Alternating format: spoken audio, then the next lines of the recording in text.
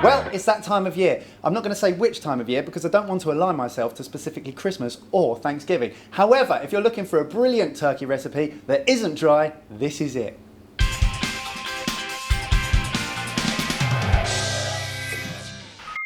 Now there's lots of ingredients going on here. We're going to do a brine with orange, onion, some spices, garlic, thyme. We're going to put that inside of our turkey breast and make a sage and onion stuffy to go with it as well, all cooked in a trivet of carrots. Wow. So there is a lot going on and people are scared about turkey. Yeah, because that sounds like a big process. But the great thing is most of it can be done the day before and it's just the roast that needs to be done on the day. So to start with. And if you're with your buddies, then it's fun anyway. Double the time. Double the time, well, maybe 1.5.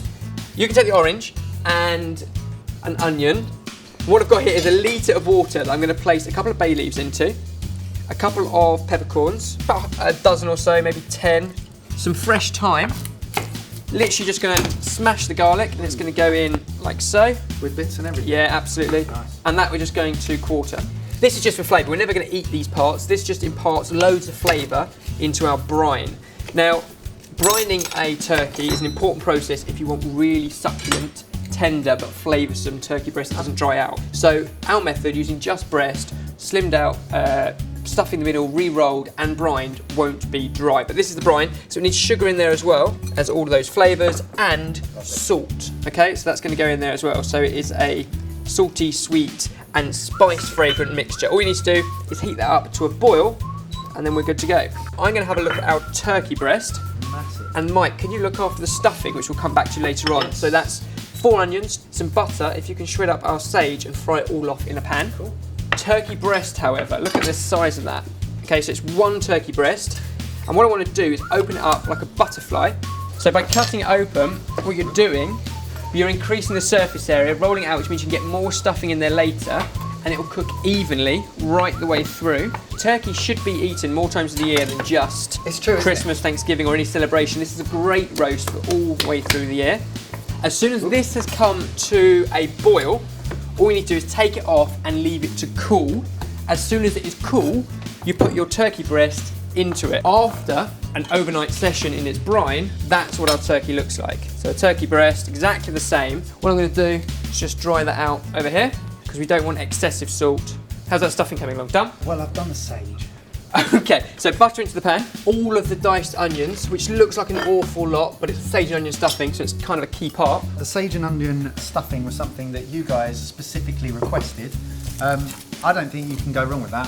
So brine and turkey all done with. This one needs to dry a little bit. In our pan, onions, sage, butter, salt and pepper, cooking for about 10 minutes to soften the onions, and then we can move on. With the onions soft and sweet, breadcrumbs in. Right, give that a good mix up.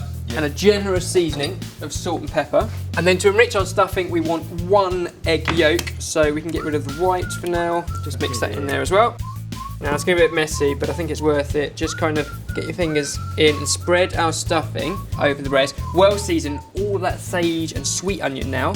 Now, how good are you at tying knots, Mike? I'm all right. What type of knot do you need? I can do a reef knot, I can do a slip knot, I can do a normal knot, I can tie my shoelaces. Good, well, that's a good start. What I was thinking was if we roll this up, I'd quite like a butcher's knot. I'll show you how to do it, but basically roll it up, place it underneath, and the first one is a very, very simple over and under, but then over and under again. So 1 more time than you would normally expect to. Okay. That's enough to kind of hold it in place, and then tie another overhand knot just to seal that in. And actually, this might be easier to see it over my shoulder as well. Bring your right hand underneath the left so it crosses over, flip it round, tuck it underneath, pull it tight, and it feels quite difficult and awkward at first, but remember you've just done it 1, 2, 3, 4, 5, 6. So by the time you get sort of to the end of the meat, it's feeling much more natural. You're a pro. You can go underneath, right around the top, and tie it off here, exactly the same as you did at the start with that loose end, and it's job done. Now I'm going to tidy this up, get rid of the loose ends with a pair of scissors. Mike, can you start to just cut the carrots in half lengthways and the onions, just halve them but peel those. That's become the base of our trivet.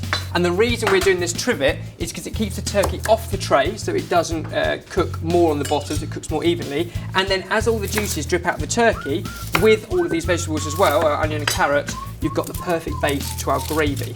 So just lay those into our tray.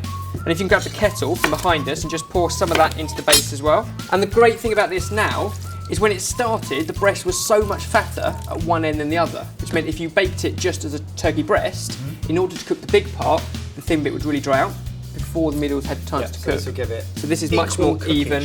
It sits over our carrots, and the last thing to do, can you just spread loads of that butter over the top? Yeah. Should be nice and soft. And I'm going to take some fresh herbs and cut those up as well. I mean, this is another suggestion from you lot, the herb butter, which is a great idea. Absolutely lovely. Another reason why this turkey won't dry out and impart loads more flavour. This is fun, isn't it? Bonding. One very happy turkey. That goes into an oven 180 degrees Celsius for an hour, and then we leave it to rest before we carve it. Have you just wiped butter all over that tea towel before washing your hands? No. Why would I have done that? So the turkey's roasted, we've taken it out and let it cool and rest for about 20 minutes or so. I cannot wait to try this. Look at this, I'm going to carve right in the middle so you can see the stuffing ring first. That's what you're looking for. Oh. Beautiful succulent turkey. I'm going to do a couple of slices. I noticed that we've got some cranberry sauce as well. Absolutely, cranberry sauce. What I've done over here is fried off one onion, and as soon as it was soft and sweet, added 1 tablespoon of flour and all of the liquid from our roasting tray. I see. So it's got all the carrot, the onion, and all the beautiful things from the turkey. That goes into our gravy. Cook it until you get this consistency, a nice thick gravy. It's a pale gravy because it's turkey. Yep. And then, you guys said we should do it, and I think it's a brilliant idea. A dollop of cranberry sauce into the gravy, and that's what we serve with it. So it's a beautiful turkey and cranberry gravy. This is going to be amazing. We'll place it up here with the 3 slices, and as soon as that cranberry is stirred in, heated through, that can go into our gravy boat to serve alongside. The perfect roast dinner.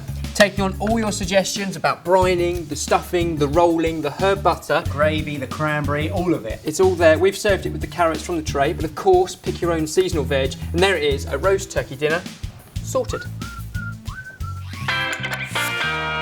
So, a generous drizzle of everywhere. gravy. Look at that for a consistency of gravy. It's thick. Beautiful. Dig in. I like the look of these carrots, so I'm going to have one of those. Well, they're, I mean, really just kind of half baked, half poached, half boiled. Roasted would be better, but they work just as well. That turkey is amazing, believe me, you should cook it for yourself. Thanks to you guys for all your input via the live show and your comments. Well done you. It was quite a tricky process, so make sure you head over to the website, sortedfood.com, and get the full recipe there.